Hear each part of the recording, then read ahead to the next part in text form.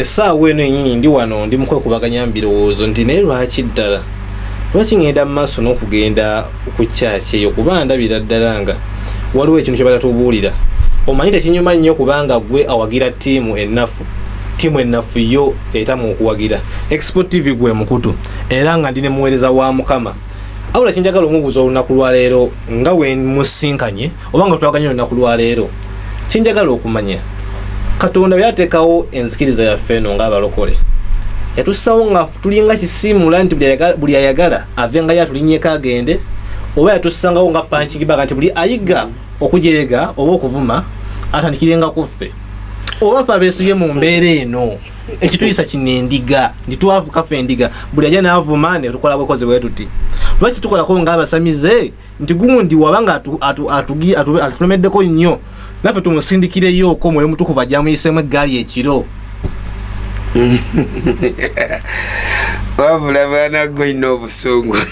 obusungu obujjewa kubanga nze buli ayiga okujerega ahanikira ku balokole gwe tokiraba kakana kati ne Yesu yalina amaanyi agasobola kutta ebisajja byali bimukuba era singa nze nali Yesu nali nsobola bitta kubanga nali sobola kukkiriza kumanyira nga nina amaanyi kati mmwe abaliwo kati mubeko kye mukola nno tujidde mu busungu tugenda kweyanjula naye musumba soka obuuza ku bantu tubeere nga otubuulira lwaki mukkiriza buli asobola buli alina omumwa asobola okwetunuzaamu essimu n'akubanga wayagala enzikiriza yaffe. Mukama yebazi bamanya gange bampita Pastor Edward Mugisa osobola kumpita Pozo bangi mumpita oba na bibiki mubimpite naye nze ndi muweereza wa Mukama era ba spiritual purpose ekisine kibuzi kyenjiri ekiriyo wakyomyo ekinunula emyoyo kuva magombe n'okubulira abantu abalokoke n'okusabira abantu kola emirimu gya Mukama waffe Kristo yatuwa tukole ki tukole tulina World Conference mwezi gw'omunaana abagala kujja bagita World Conference tulina ababulizi mwoyo buli omu yenna gyali mu nsasolo asobola twegattako betusabye mwoyo bonna abali eyo oba abazungu you people you can come and join us we have a World Conference. So afuyemu ekingera awo temukatya kali recorded yes so August World Conference people from villages, towns, cities, countries, Africa, outside America, everywhere muje tubere mu this World Conference. We will be having a great word of God. I mean bajita food of Christ, mere ya Kristo bagenda kulya emmere asenga ya moyo. You want to be prayed for, you want to be prophesied, you want to know who you are, your purpose, just come to this conference. August, call me 0746 18 22 41 plus 256 746 18 21 41. WhatsApp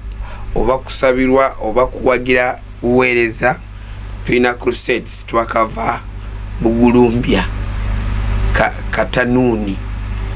Kamuli katugendeyo ewa Katanuni ebifo bingi tulina crusade nga 3 next month, so you need to support if God blesses you.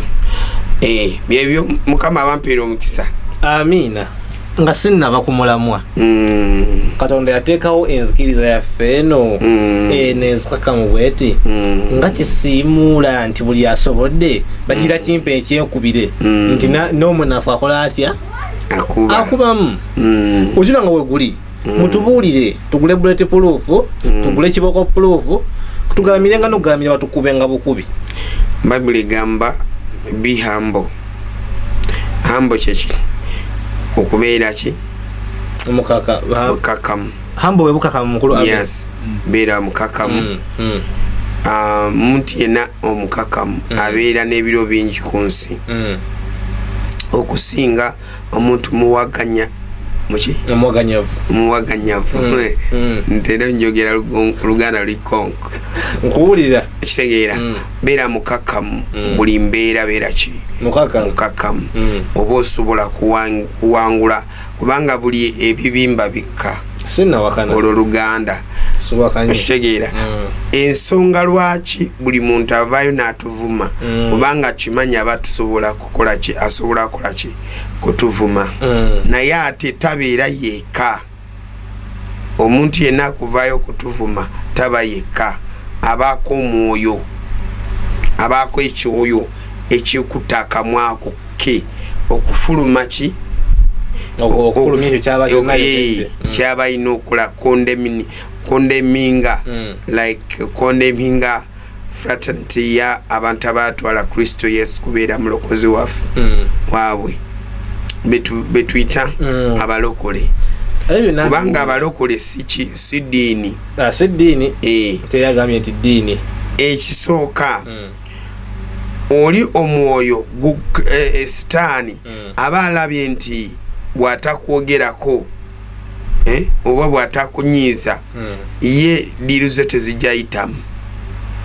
kati aba alina okukola ekintu kyonna kikunyiize osobole kunyiiga diiruze zikole ki ziyitemu okimanyi nti sitaani ayambala n'abalokole ensonga lwaki Yesu yagamba Peetero sitaani nzira mabega nva mu maaso dde mabega kubanga sitaani yali ayambadde Peetero ate sigamba nti sitaani yasigala ku Peetero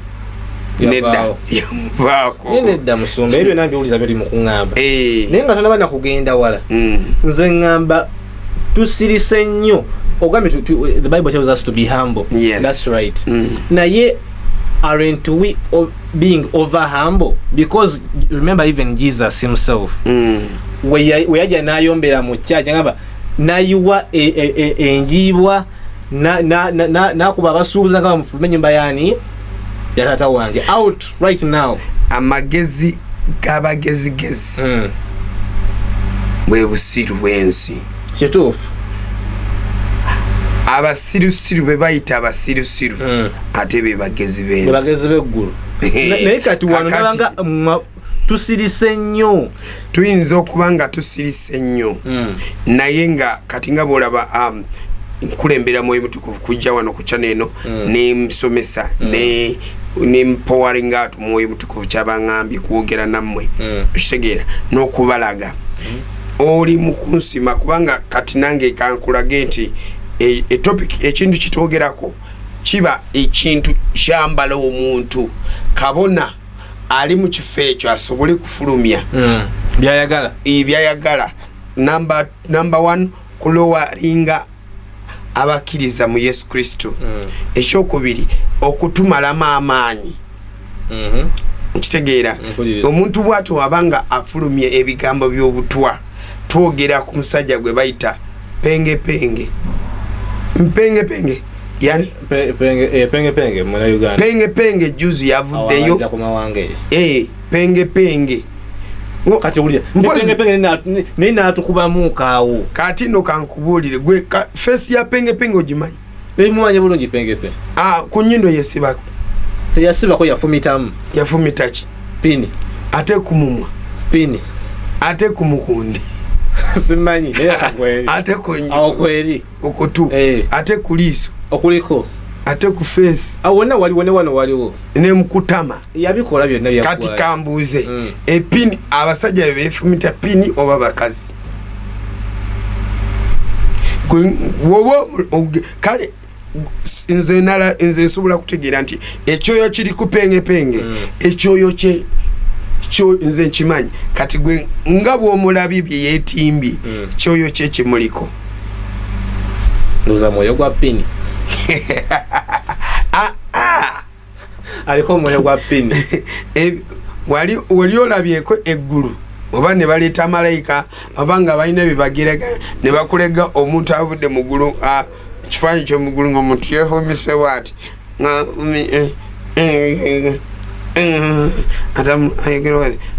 abalokola abo basiriwu wali okirabyeko mu ggulu sigenda ngayoko gwe tatu gye yeekuba omanye tegeeza ki naye simanyi gyetegeeza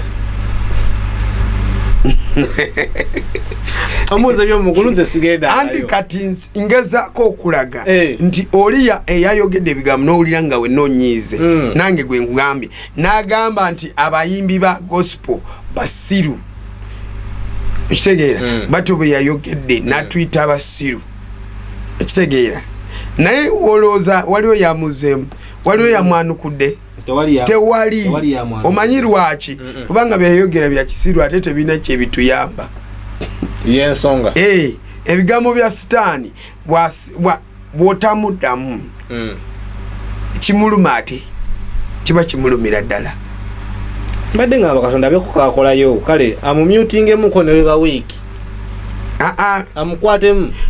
tomanyi penge kyolina okumanya nti katonda w'abalokole tomumanyi kubanga katonda w'abalokole yatonda eggulu n'ensi okitegeera yalina amaanyi yalina obuyinza katonda w'abalokole yeeraga he manifest okitegeera alaga amaanyi ge alaga kitiibwa kye alaga obuyinza bwe okitegeera era bayibuli yagamba mubireke bikulire wamu okitegeera endiga n'emisege mubireke omuddo neki alengize kyasinga kunuma kati omusege guli mu kulya endiga era Yesu agamba tubireke kyokka guli mukolaki mukuzirya ndiga ziggwawo okitegeera kati ensonga lwaki nti penge ayogera ebigambo ne tutabiddamu ne bifuuka mpewo ne bitakosa kintu kyonna okitegeera ayina ebintu byeyokedde ng'ayagala kunyiiza ekisooka ngeri gye yayogeddemu yayogedde ng'abalogo munange gwe oyagala kuloga abalokole bonna ng'olowooza ogenda abasobola alimu olulogologo kati gwe osookoddeyo owuliriza ebigambo ojja biwulira ebigambo byeboogera ku kyoto for example nga bali mu kuloga Daani biba bigambo si birungi okitegeera oyo mulenzi muyita mulenzirenzi kitegeera omuntu yenna amanyira Katonda amanyira abaweereza ba Katonda amanyira ekintu kwegamba enaku zo ziba ntono ku nsi tuzibalira ku ngalo okitegeera kubanga gwoba tomanyi gwomanyiridde oba tomanyi nti ffe tupresentinga eggulu oba tupresentinga Katonda atula mu ffe n'alyoka n'atukozesa okitegeera gwe oba tutegedde kiki kye tuli ng'omala tutugamba kwasama tubatu naye tumuvumye omalaga bigambo bitubagafulumya bigambo gwenga wosanze kufulumya kirala kubanga kufulumya kiba kya bulijjo buli omaaso ola kufulumya era n'okwasama era oba ofulumiza ate n'okufulumya era osooka kwasama okitegeera bitambulira wamu olina okusooka kutuula wansi n'omanya content gy'ogenda akola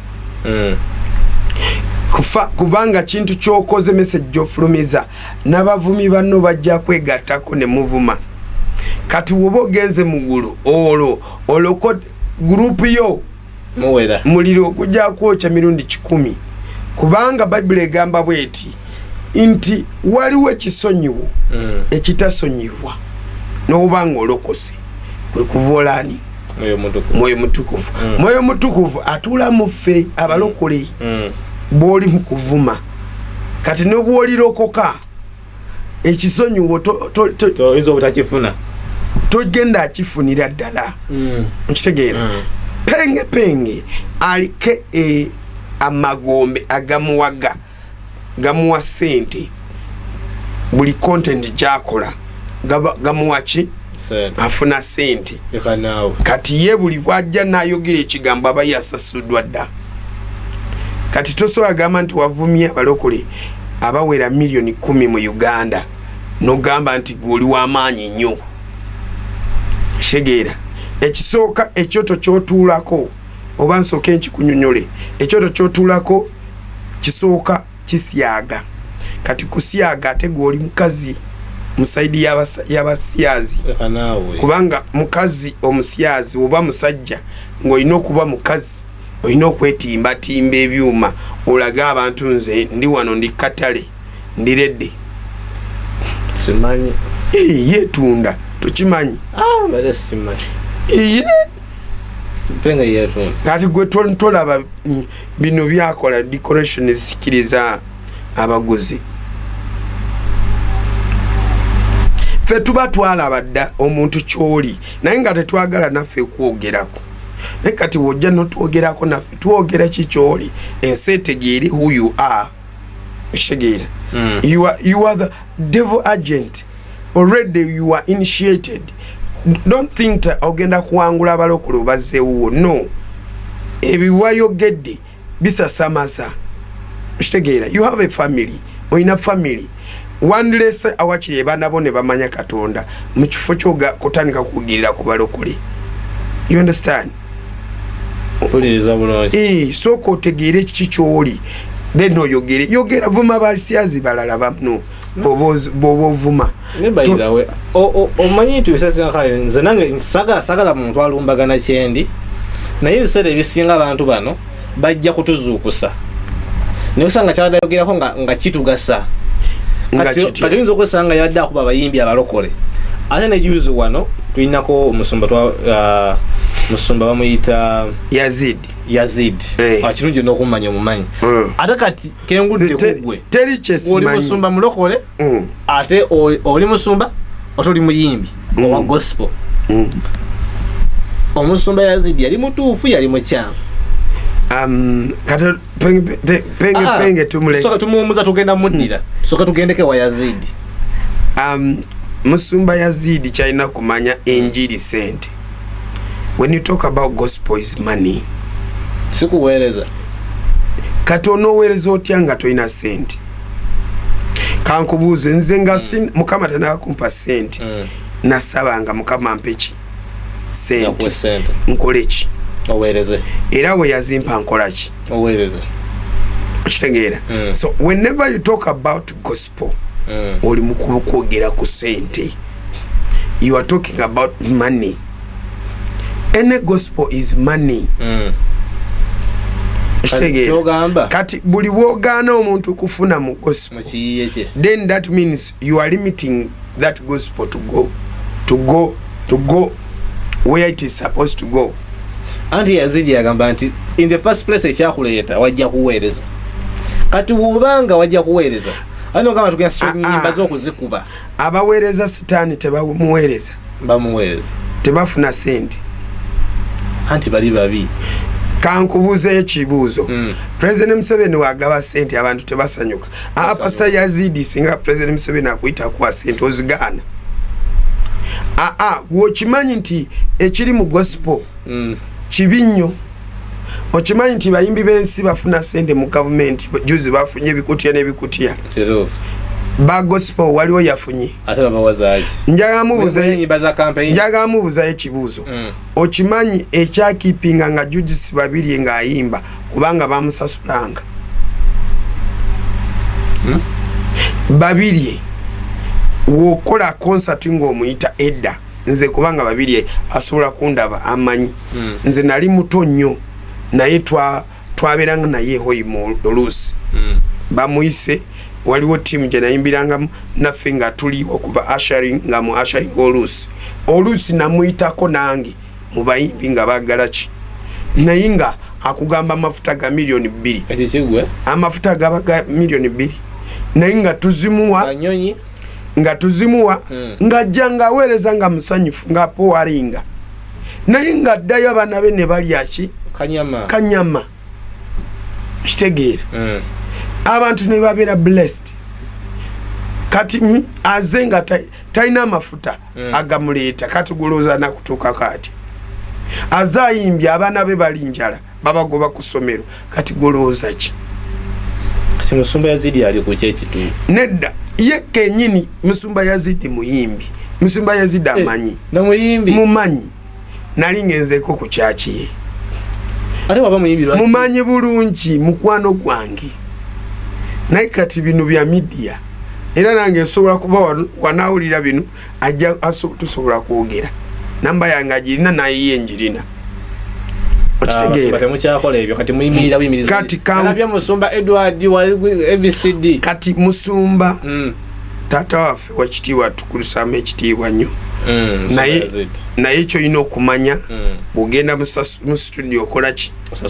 osasula sente bw'osasula mu ka studio kafu oluyimba lwo lujja kuba lufu nze nagenda luli nga njagala kukola album yaffe Expo bali bampagira twakoma ku nyimba 2 era weziri wano ku Expo za worship gwe noonya Pastor Edward enyimba za worship ojaziraba mbali bagambye kumpa album yabalema twagala kola videos era byagaana omanyi video emu ya gospel agisa bameka milioni ezo ate esookerwako mwimba njagala nungi nnyo milioni ezo 5 then esingayo bagisa kadde 10 age VDM kisegeera kyovola abazaanema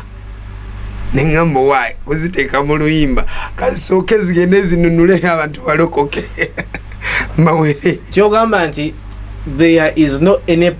point toli wadde newe kibaki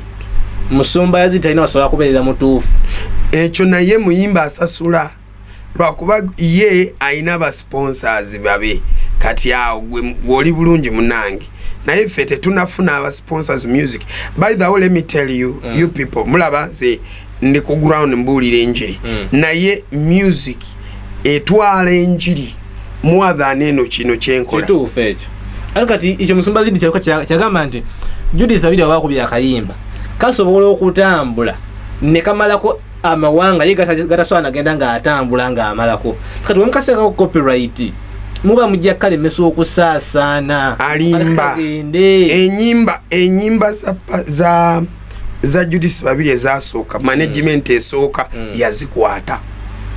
yezikuŋŋaanya musente ku mitimbagano copyright jali mu kuyomba nayo already jeri abaana bakoze YouTube accounts zaabwe bulungi nezi TikTok oba bintu ebiwe bitu no wandisa company ye era balokulemba gamba wandise ekintu kyo no mala no ita mu process nungi buli downloading oluyimba obufunako tebi sibuwa byakatandika just kino bakisizaako kubanga lwaki enyimba zona ezave eweero z'abantu abayimbi bebweru bazi sasula no ogolu downloading olusasulayo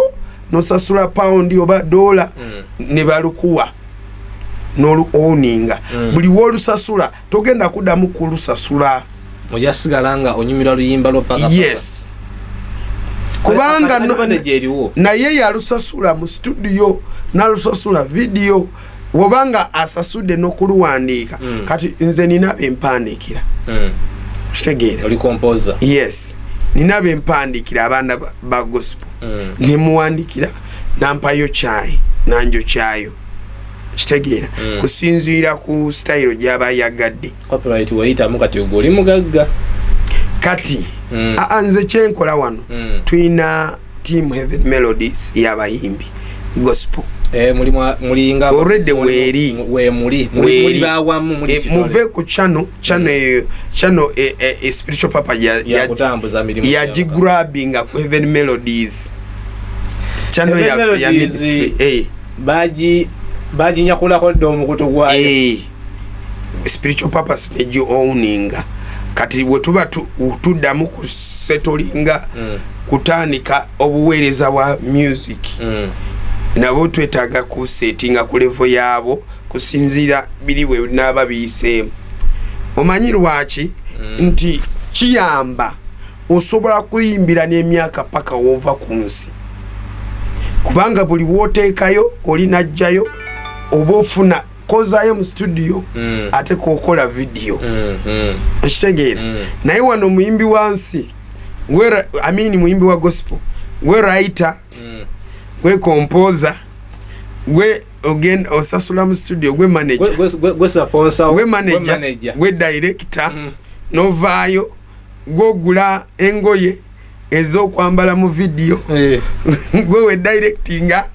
gwe kachovala clips abalokole zifanagana andi kati nze kyembadde ngamba naddala linda akonkolage clips ezifanagana olinga bamugoba mu nyumba buli luyimba ogenda kusanga nga bamugoba muki kubanga ekizibe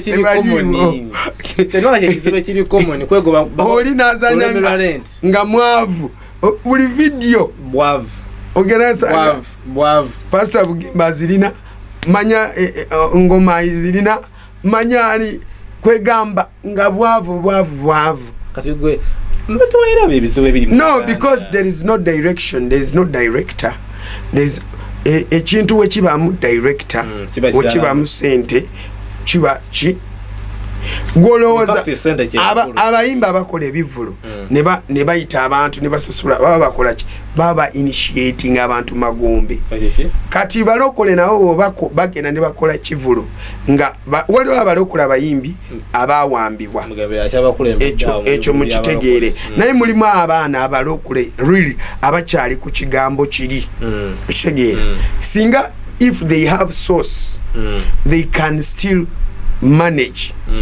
chovola kati Judy Stacha akola ebibi tebakyamupangisa era chovola music tali muki tali mu saturation tali mungi kubanga luli bampangisa milioni 10 nyango yimbe ku mbaga okitegeera kola bwoti nasigala nga amanyi eno capital sino kango zayo nenkola so omuyimbi wa gospel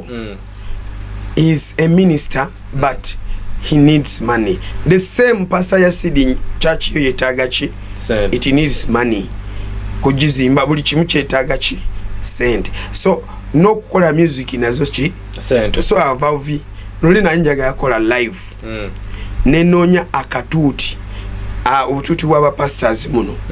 sebo nga nina okusasula bukaddo okayimira kokolera live recordings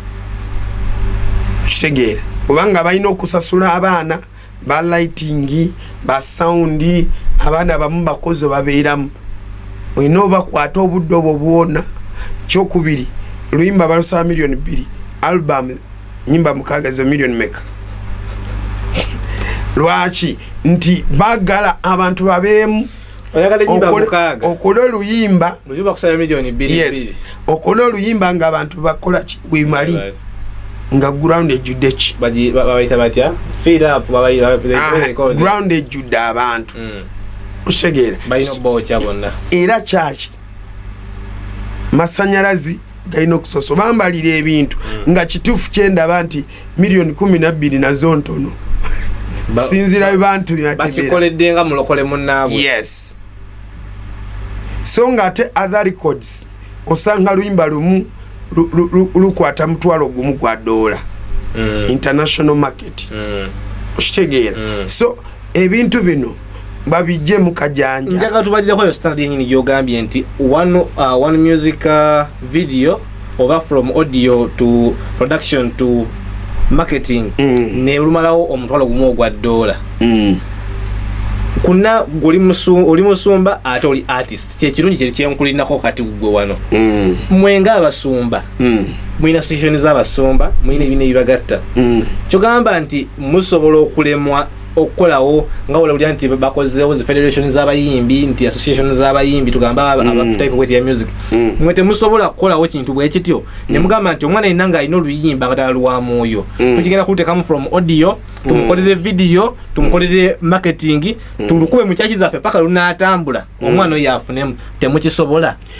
oba mwagala muntu amale kwemeza wamala self made nyoka muyite mu kyaki zamu kisoboka ensonga olwaki nabagambye Heaven Melodies twayimba before we became mukama nga tanaba kutuyita bino byeggulu byaki nali nyimba twayimbanga live music gospel naye musengeje nali nina abaana ba vocalists that in case they stand to sing webali ba fei naye bafumbirwa ekirungi abantu bayita mikono gyange bona bafumbirwa yeah naye bafumbo kati simanyi if it is money they can come out naye wezitaba sende olitosa mujja mu bufumbo ti jangu tuweereze You understand? We came at the extent whereby group yaffe yali etuuse nga we can register it nga whereby mwana ayinza okujja n'akolamu oluyimba n'afuka brand n'alufunamu ki. We wanted to register it. Naye wajjawo muyaga kubanga tetwali n'abantu abakulu ba advisors ba mentors. Kitegeera mwayinako bantu bakulu kulasa kuba abatusingako kuba wa direction timukwate bwe mutine bwe. Yes. Naye wobuuza Kajansi n'obuuza side z'entebe n'obuuza ffe twayimbiranga executive wedding twagenda ku executives nga tukuba live twalina abaana mwana wakwata microphone paka ng'olaba yimba gospel nayimba zilingala naye gospel nayimba Kiswahili na abaana we baliwo talented naye nga basona endo nga tulina abaana bakuba gita live nga tulina abaana bakola ebintu. I'm the one who was the leader lwakuba nali muto ate benkulembera abamu nga bansinga ki emyaka so wajjawo muyaga naye abaana bamu we bali they still love me n'abona they still contact me naye nga nembagamba sola kuzaawo Heaven Melodies okujjako nga nina structure banga we never had money kubanga ebiseera bitwalina zero eweereza Mukama tegeera naye the way around netusangamu abantu abatuyamba yambako banga bandi gikuma sente bagala transport bagala kubambaza bagala ki. Yes. Twalina abaana abakungu abakuba kyuma nga bakikuba ng'olowooza bannayi bano bo bavuddewa. So ekintu kino it can be revived again kubanga nze nzeka nasigala ze leader sigala mpushinga wenfuna kasente nengenda mu studio nenkolayo kwegamba kintu kireme kola ki kufiira ddala. Federation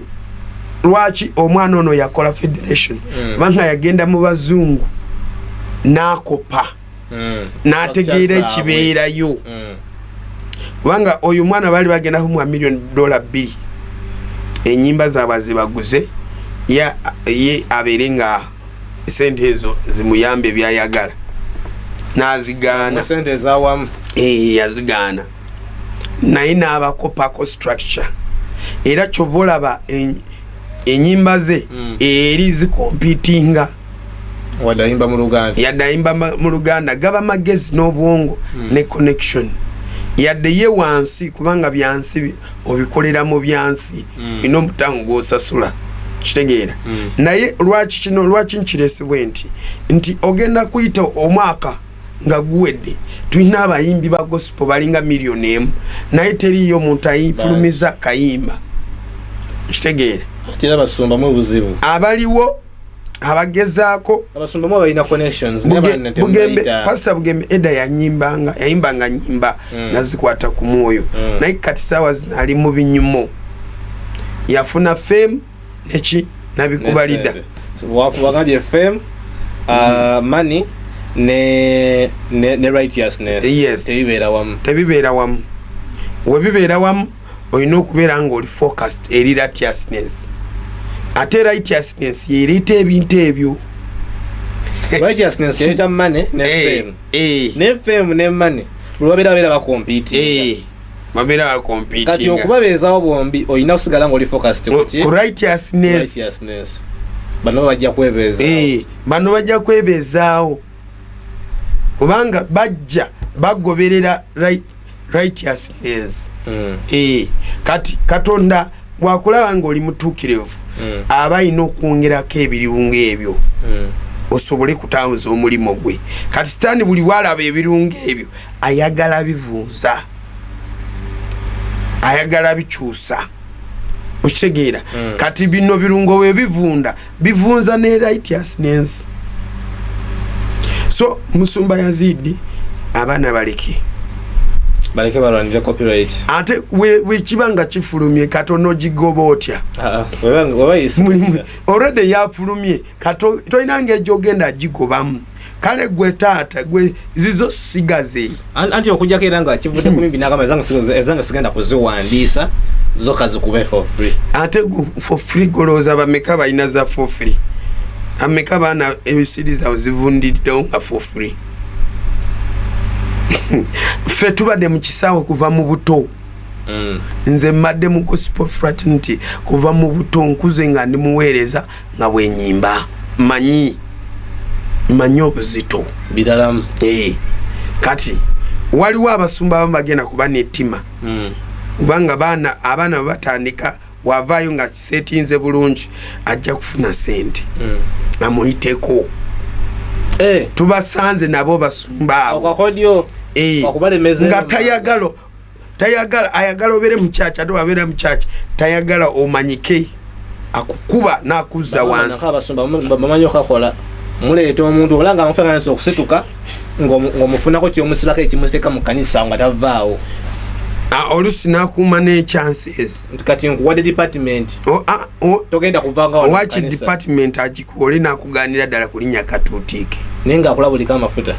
nga kirabe nti oli mukuweereza muli woweereza oba okyaweereza mukama mubiri oweereza muntu mulala ebintu bireke eyo tuveeyo waliwo omusajja omulala yafuuse ekizibu kati kirabika ye yasalirawo gavumenti yasalirawo Uganda yasalirawo buli kimu bamuyita Lumbuye kansooke nkusomere Bible Lumbuye genda mu Bible bagita Abakolinso kisooka ekyokubiri tandika ku lunyiri lwa 13 lugamba weeruti ye tutandika ku lwa 10 na lumu tutandike ku lwa 10 mubanga gwe Lumbuye weetaaga eno Bakolinso egambe bweti naye ffe Katonda yabitu bikulirwa mu mwoyo kubanga omwoyo anoonyereza ebintu byonna n'ebyomunda ennyo ebya Katonda olw'11 lugambe bwe luti kubanga muntu ki ategeera ebyomuntu amala okujjako omwoyo omuntu yena ategeera ebyomuntu amala kujjako ebyomwoyo omuntu oyo ali naffe Mukama yeebazibwe nti gwe Lumbuye ebintu byoyogera tolina magezi ku byo kyengezaawo kugamba ekyokubiri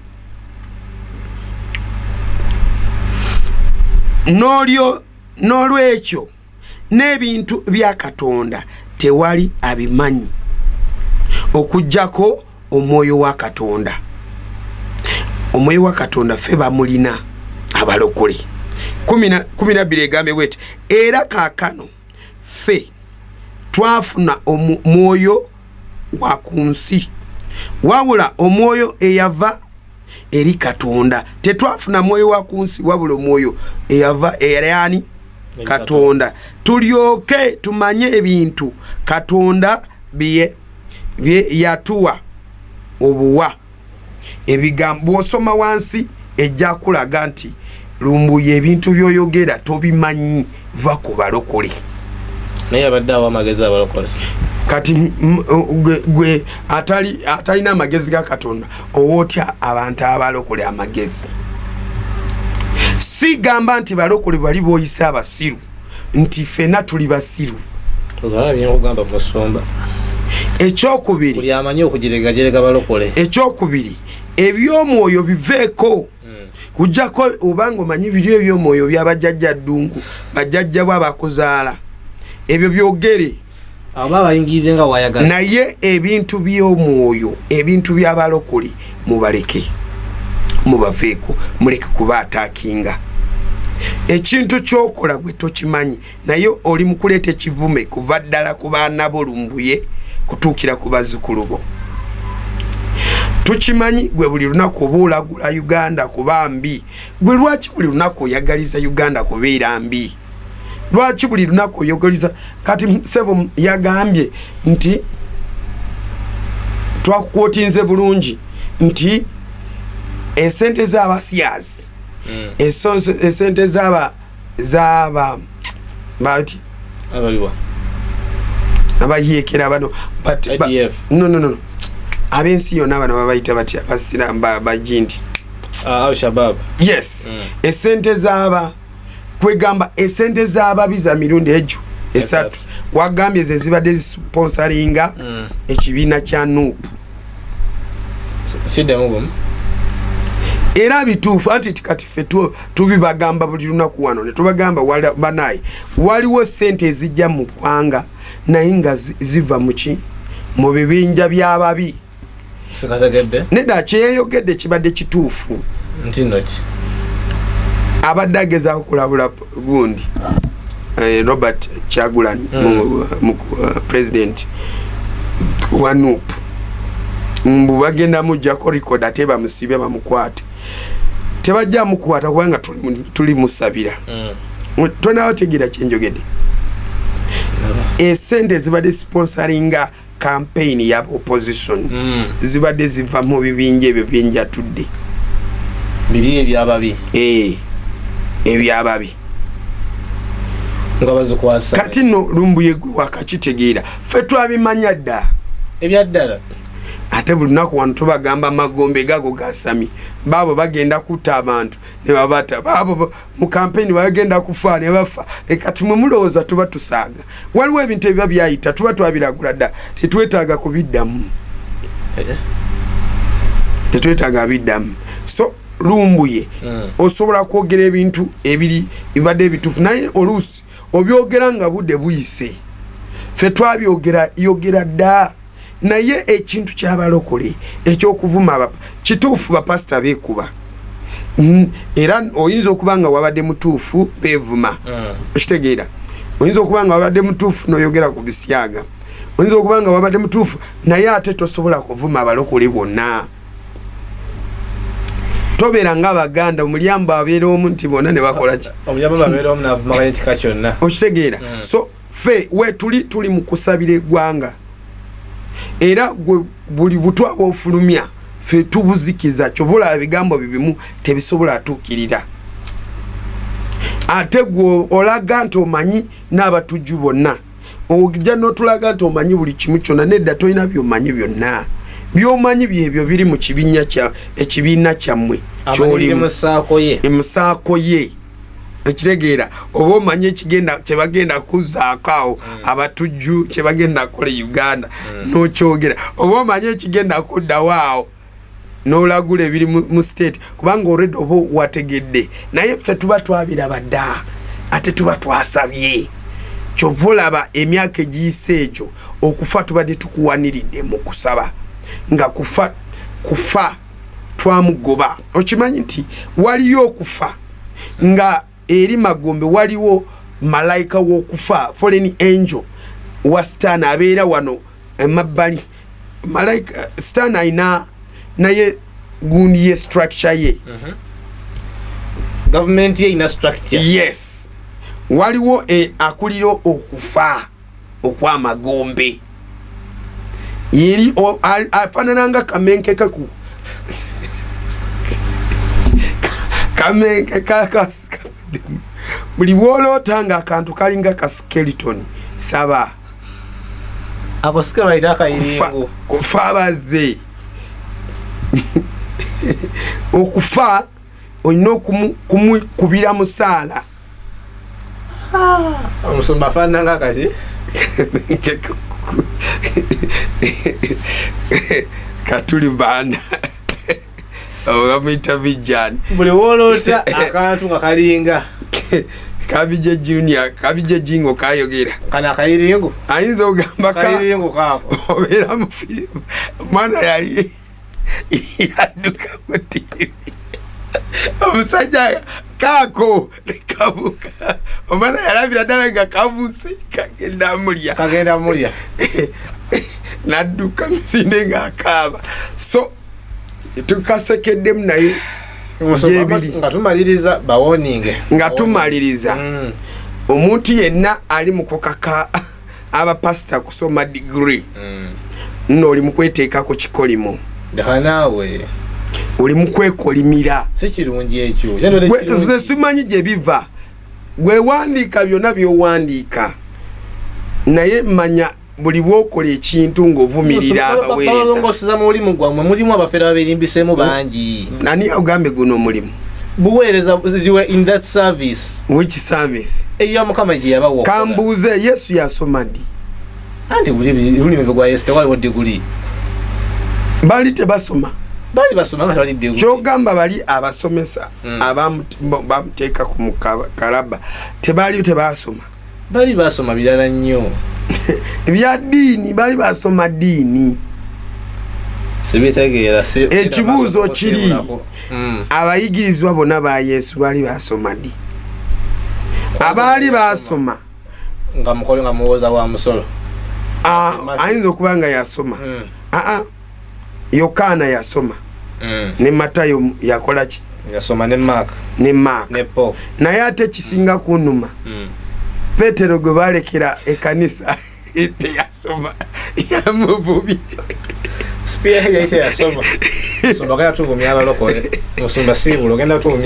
nedda ate kuvumya abalokole nedda temututeekako biteekateeka byammwe mugende mukwate babbi nedda mukwate babbi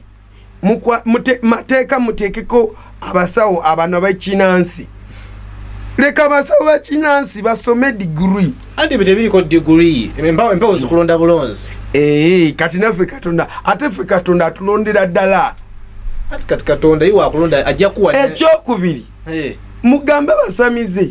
baleke nga kubika kwebikirira obuzimu bujje mu kizikiza basa kati koli kuffe oli kumuloko ffe katonda wakuyita ayita omuntu ogwo kankusomese gwe muntu ayagala ateeka amateeka katonda waba ayita tayita kibiina gwe buuza kyatuka ku Kerodi buuza kyatuka kati no Kerodi kiki ye walugezigezi ayagala kuuta abaana bonna bazaaliddwa nalowooza nti ne Yesu amutiddemu ajamutira omumwavu okitegeera gwe kyogamba neyine tekanya nti balina katonda yamukuba oluyoolu n'envunyu nezimuviira ddala mu kabina neziviirayo ddala wona wona musoma tusiibule nkwegayiridde nedda kyenjagala sooka owulire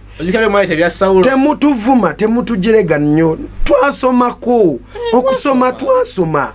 naye ate tojja kuŋŋamba nti nsomere Yesu mufuneko diguri oba katonda musome mufuneko diguri kyobola mbasomede ne mbagamba eby'omwoyo bitegerebwa ab'omwoyo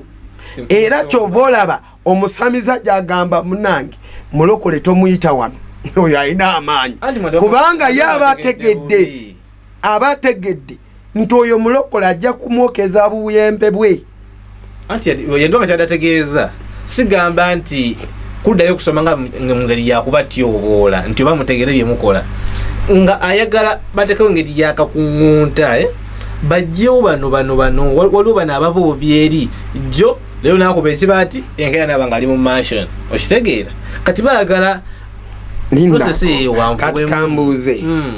olowooza katonda akola atya simanyi nkola ze zibuzaabuza ekyokubiri ng'olowooza katonda ayita atya ayita abantu nga bwali tusitandikire dda ku Musa ye kubanga yali yasooka kubeera mulangira ekyo kye kyamuyamba tutandikire ddala ku Ibrahimu ewamwe baali basamira ewaabwe katonda namuyitayo mubaki mubasamize mukitegeera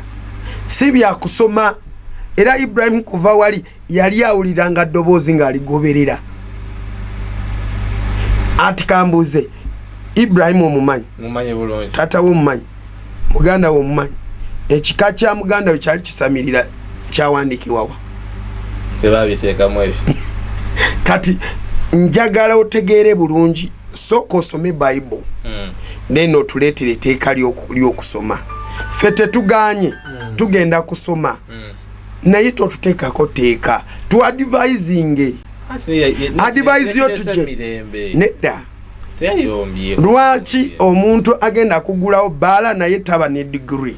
amusomba lindako nkyayogera ebbaala lwaki tebagigulirawo degree ebbaala zina certificate nanyini alina kusoma abeere ne degree mu kutunda omwenge omutunzi w'ebbaala n'amasabo nabo basome bafune degree obadde oteesa degree y'okutunda omwenge bagiyite batya bagiyite batya alikaholism degree oba alika simanyi kati degree yaffe yabalokole bagenda giyita batya degree soko muli ama sabe degree yaffe bagiyita batya mubantu gituma pastors degree oba preachers degree oba opening church degree baso kitume kitunga kyakati omutuzi w'omwenge tugitume ki fewe tuli tugenda kusoma by the way waliwo yangambye agenda kunsosolera school fees naye mwe mupika nya abantu oli agenda nayegera ekigambo naye otuka ng'oyagala kikola nga tomulaba nga yabuze naye anyway waba abovunanyizibwa wagamba ekintu abagenda natukkiriza ffe tetuganye empapula tugenda zifuna naye totufosinga we wali owulidde eggwanga ki amachachi omanyi lwaki Uganda is still leading lwaki Mwoyo Mutukuvu akyalonda nnyo most preserved pastors and servants kubanga eggwanga ye musajja yagamba musinze lwakoyo yagamba tusinze n'abaana bebabuniva bona nabalekeramu n'abagamba kati juzi yabagamba n'agamba nze ye tamanyi kubaawula naye muntu ataddeko eddembe ly'okusinza ate temututeekako biteeka you are limiting that means you want oyagala tuteeka mukakunizo otunyige bulungi soko ofune abatamiivu tumanyi abagende kunywa mwenge banabo bambadde degree oba oli yakola bbaala naye ayina ki degree ekyokubiri ogende ku basamize buli asawula ayina degree buli akoze esabo ayina degree then kati naffe ojje kuffe oba abasezi abo nabo ogende ogambe efamily y'abagundi basezi bafune degree lyaki eryokusera okitegeera nakyo tukitegeere mbu family y'abali balina degree mu kusera infact waliwo ffe twakolanga lugambe family y'abali bagundi balina degree mu kuloga mukama bampeera omukisa sigadde Pastor Edward Mukisa tukyali ku expo muvudde mu spiritual purpose tugulira enjiri za crusade muwagira enjiri zaffe tulina world conference mujje tubeerewo tusome mukama bampeera omukisa abali bweru abali mu Uganda abali America UK Saudi abaana bange ba Saudi Dubai eyo mitala gyeyo mbalamusiza mukama bampeera omukisa nsaba munyambeko mu comment section kuba mpuliranga omutwe gutabuse munyambeko na mumpe ku ndowooza zammwe singa baba bakyaprovinze nga ne bagamba nti kati abenzikiriza bonna tugenda kubakkiriza badde basome baleeta degree essomero eryo tugenda kulituuma ki mu comment section yawo nyamba obeere ng'ombuulira erinnya department y'abasezi bagenda kugiyita batya naye besides that nabagambye eri yonna ayagala okubanga owagira omukutu guno wa Expo TV osobola kutusupportinga in the form of buying t-shirts buying jumpers capes, baseballs, reflectors. Tuina designed fabrics tuzitunda wano wenyini ku Expo TV tugamba nti gwe nayagala okubanga otuwagira in form of money. Let us exchange. Tukubide ku namba y'essimu 0770 944 tubeere munnaye nga naffe tubako tukutuusaako okulaga nti tusiima okubanga nawe osiima mulimu gwe tukola tubeere nga ffena tukulaakulanira wamu naye nga the podium where voices shape tomorrow buli Monday paka olunaku lwakuna saa 2:30 paka saa 5 nkusaba tosubwa. Expo TV to the world.